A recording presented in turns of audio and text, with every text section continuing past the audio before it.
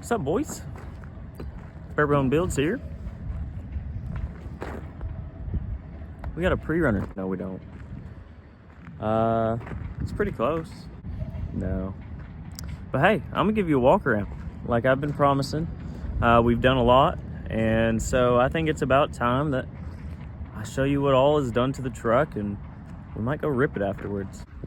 All right, so this is my 2004 Silverado with complete long travel front and rear. So I built this tube, little square tube bumper. I mean, it's not terrible. I've hooked it up to the forklift like 4 times and picked it up. So I mean, I know it's strong. I still got to put a skid plate, and I'm gonna do some Baja design lights up there. Got to get a new grill.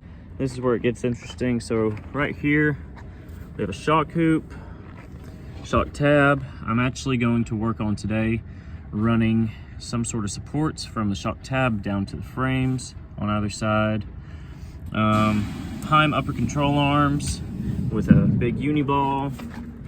We got tubular lowers, spindle, extended tie rods. Everything is brand new on this kit. I mean, everything. I've completely went through and redid everything. We got some blue 17 by 8.5 methods. Those are sweet. We got a whole bunch of rust. We're gonna fix that. I have a rocker panel. We're gonna fix that. Big boy stuff back here. So I have got the Zona Motorsports long travel shackle. I have C85 under axle devers. I've got some custom built, I don't know what you'd call them, brackets for my carbon shocks triple bypasses. Now these are 2.5 by 16s, and let me tell you, they are sweet. I've got to fix that. I put this in yesterday and it kind of got in the way. So anyways, these things are killer. I love them. I built this little tire gate actually out of, I used the hinges from my normal tailgate and just welded them suckers on there, and it works. Got me a little bracket for the license plate.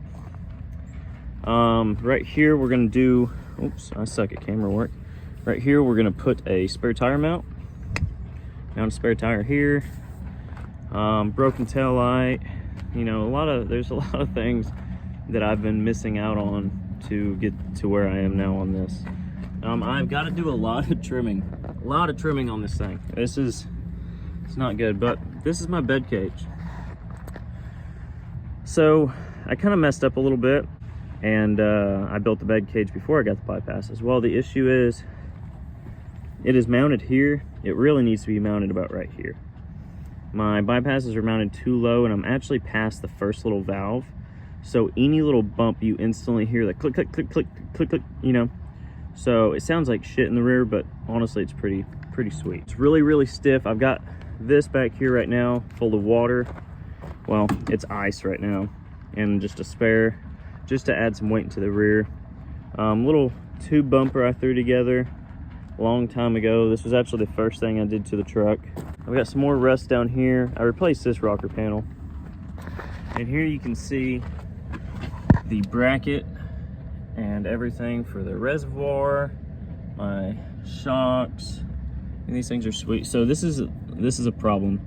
These are 800-pound Ibach springs. I need to go down to like 650s.